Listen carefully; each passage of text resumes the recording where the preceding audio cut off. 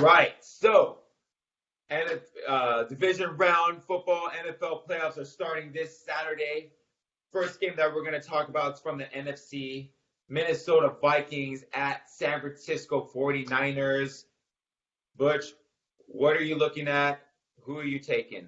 Or we'll talk about predictions later, but how do you think this game is going to go? This is tough. This is tough. We talked about this earlier. San Francisco at times they look a little shaky. Went back on the road, week 17, got a tough win against Seattle. They almost lost that game, which I can't fault them. But they had tough games. They lost to the Falcons at home. Had a letdown against Baltimore. That's a tough team, but still it's a letdown nonetheless. Going to reactivate Quan Alexander, one of their better players. They're as healthy as they've been, so this needs to be a W. But this is not going to be easy. I mean, Zim can scheme with the best of them when it comes to taking away what a team wants to do best. But the thing is that the San Francisco 49ers are really good at doing a lot, especially on their offensive line. They can control the line of scrimmage, they can run sideline to sideline, and they can stretch you vertical. So this is really, I am leaning. I'm thinking that if the Vikings, if they can start putting pressure on that Niners offense to perform and continue their run game, control the line of scrimmage, I have the Vikings winning this game. Matter of fact, I'm going to pick them. I'm not gonna stop the train now. Yeah, it's tough. I feel you, Niners fans, but you asked for this smoke, man. They asked for this by getting Jimmy Garoppolo, who I like, but I just don't think if a couple of things go wrong in the run game, what are they gonna do? Trust Garoppolo? I don't know. I'm trusting. I know I'm going to trust Kirk Cousins on this one, but it's more than just Kirk. They're really good. I have the Vikings winning this one. Yeah, no, I mean, this is really tough. The Niners didn't really end the season too well. They started the season off pretty well with some pretty good wins and going on 10-0, but the last couple games, they kind of struggled. The defense even allowed a lot of points. Like they weren't playing like the top 10 or the top defense that they were playing like in the beginning. And then we were kind of seeing like, wait, who is Jimmy Garoppolo? We thought, he was the reason why this offense was producing, and now we're thinking, is he the weak link, on this thing? I don't know, but I mean, they do have some good weapons.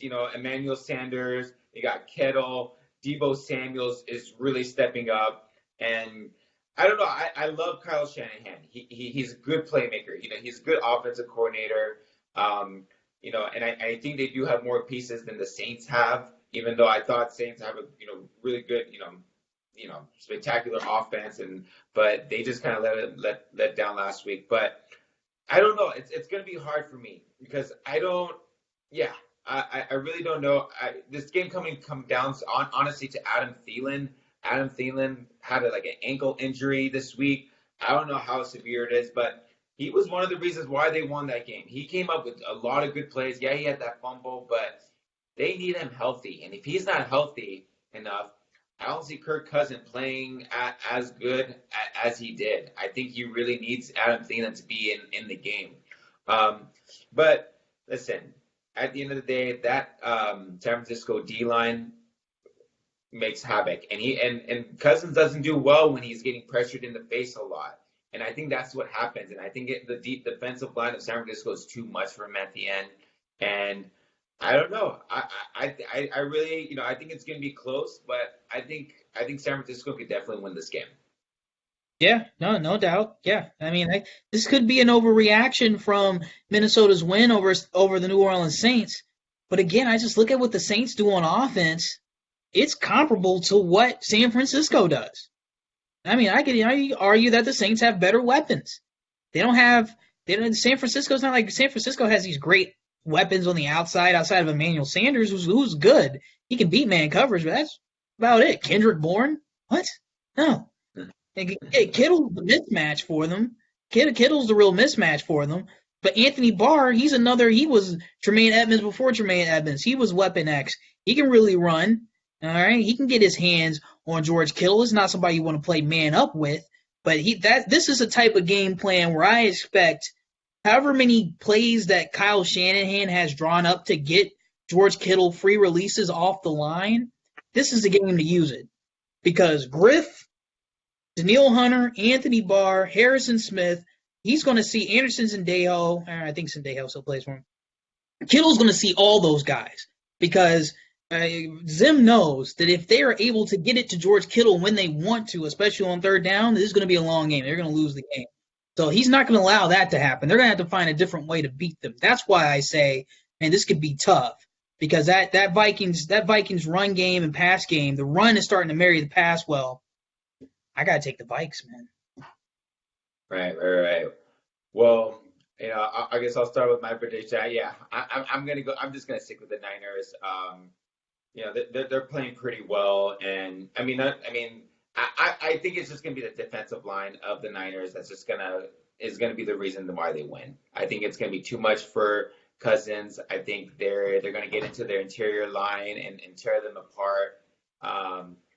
They're one of the best in the game. I still don't have a lot of confidence in Kirk Cousins. He had that one good game. I haven't seen this much consistency from him. So, yeah. So I'm going to go 27-24 49ers. Yeah, I was going to go 30.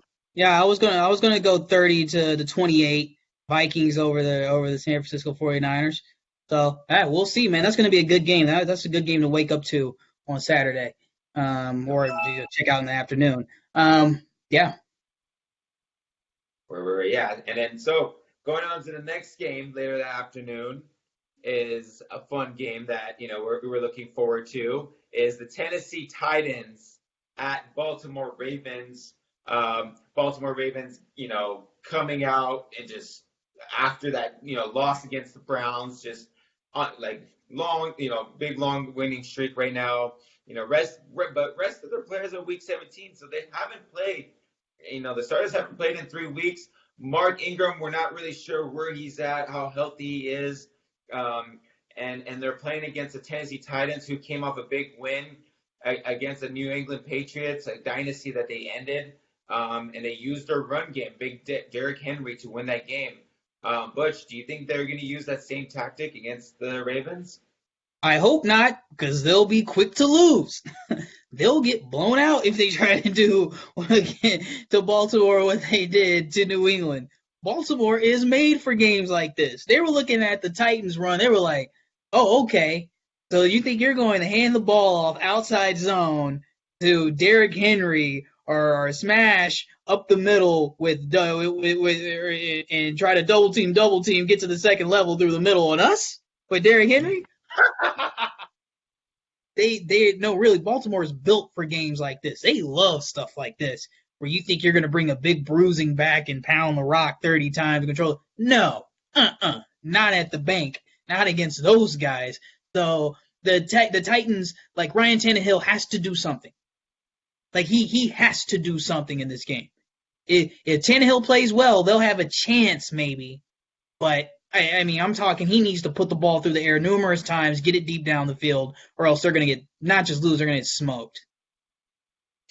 Yeah, this Ravens team is just phenomenal. They beat a lot of good teams. The only team they lost was against the Chiefs and the Browns, but since then they've just been phenomenal. They've been scoring. They've been finding ways for Lamar Jackson to either run or pass the ball.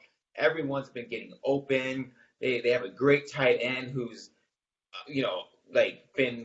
came coming out of nowhere and having a phenomenal season. The receivers are not the whole really, really great, but Hollywood Brown is just coming out of nowhere.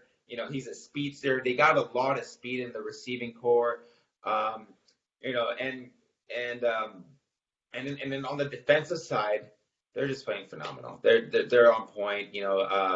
Earl Thomas is finally getting a feel, and finally got adjusted to the scheme, and they're just all having a good time out there. And you know what?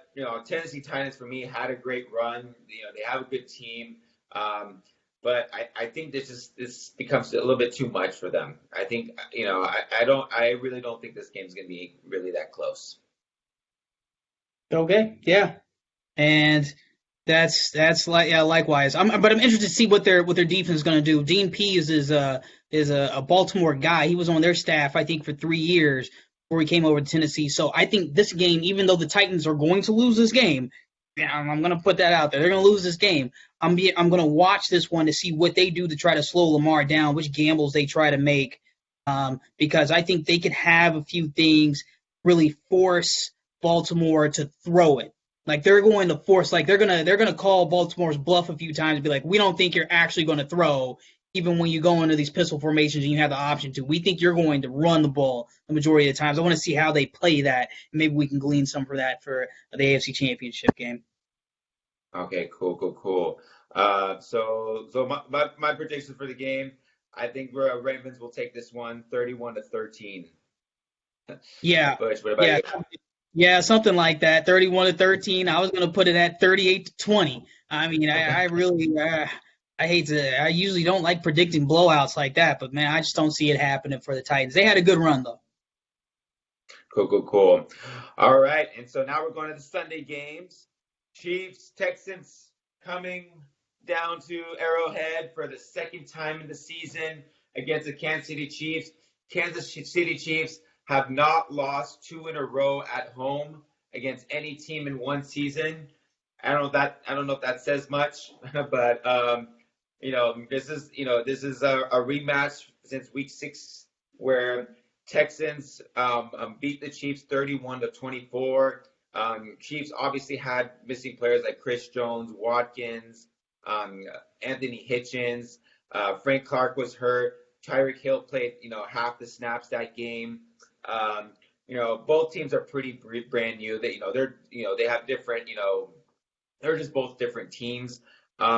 Butch, we talked about it in our last video. But really quick, what do you think about this game?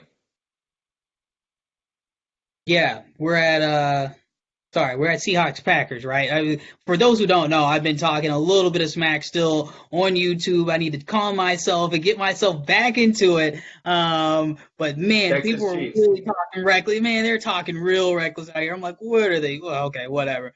I'm sorry. Yeah, Seahawks Packers, right? Okay. No, Texans Chiefs. Oh, Texans Chiefs. Yeah, or check our next video. We talk Texans Chiefs. In depth, but for the prediction, I'm just going to give the prediction. The Chiefs are going to win this one. I had it in the last video. I had it at 40-28. I'm going to stick with 40-28. 40-28. Yeah. I got 34. I got 34-20. No, sorry. I got 34-17 actually. I think it's going to be close in the very beginning, and then I just think we blow them out. But yeah, I don't know. But yeah, 34-17. And again, I don't like predicting blowouts, but in games like this, where it's just like maybe it's just because I haven't seen Chiefs football for a week, that bye week, but it's just for what we do well, the Texans just aren't good at it. They weren't good at it. They gave up almost 30 when we were hobbled and had no one. When Sammy was out, when Tyreek had played like 30% of the snaps on offense, when Patrick Mahomes was playing on one leg, when we didn't even have Eric Fisher, and we still almost beat those guys. We were up big on them. We just got to finish this next time around. And even if the Texans do make it close, even if they get close, they can't stop us. That's the beauty of it. Right, and Patrick Mahomes in playoff mode is a monster. He's a beast. He's going to find ways to score on you. So so that's why we both predicted the blowout. But that being said, we're going to the last and final game of the divisional round. Seahawks visiting Green Bay Packers. Seahawks coming off with a really low scoring game against the Eagles, who were went without their starting quarterback. Russell Wilson, Metcalf had a huge game together, great connections. Metcalf playing phenomenal, probably the best game of his career so far. Marshawn Lynch scoring a touchdown, not a huge impact in the game last game, but they're playing a Packers game that's much more talented on the offensive side of the ball. Defense, they struggled towards the end of the season. What are we looking at? What are the keys to this game? Yeah, the keys are going to be the running game of the Seahawks, turning the clock back a little bit on the Packers. I feel like I talk about this every time I talk about the Packers. They don't defend the run well. They don't even try to stop the run that well. And that's for good reason, because they want to take away your passing options. in the past game with Mike Pettine's defense. The Green Bay Packers are shaky, man. They're real shaky. This is another one of those teams I'm looking at, and I'm like, I'm not surprised at all if Seattle ends up pulling this one out, because the things that they want to do on defense, Seattle can lull you to sleep on, because they'll run, then they'll run again, maybe run a reverse, quick out, beat out, then all of a sudden, boom, DK Metcalf for 40 yards. That's what gets Green Bay.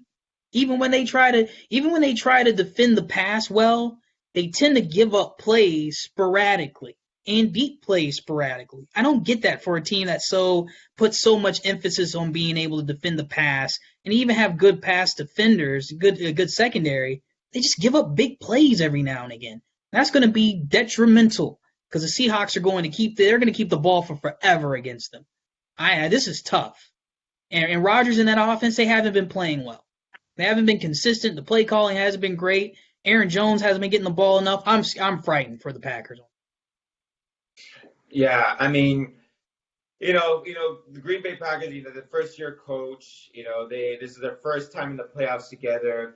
The coach that, doesn't have a lot of experience with head coaching in the playoffs. So yeah, it's just, it puts me in a really sticky position because I'm like, dang, they didn't really impress me at all. The whole season, they didn't really impress me that much. Like, their offense didn't really turn up.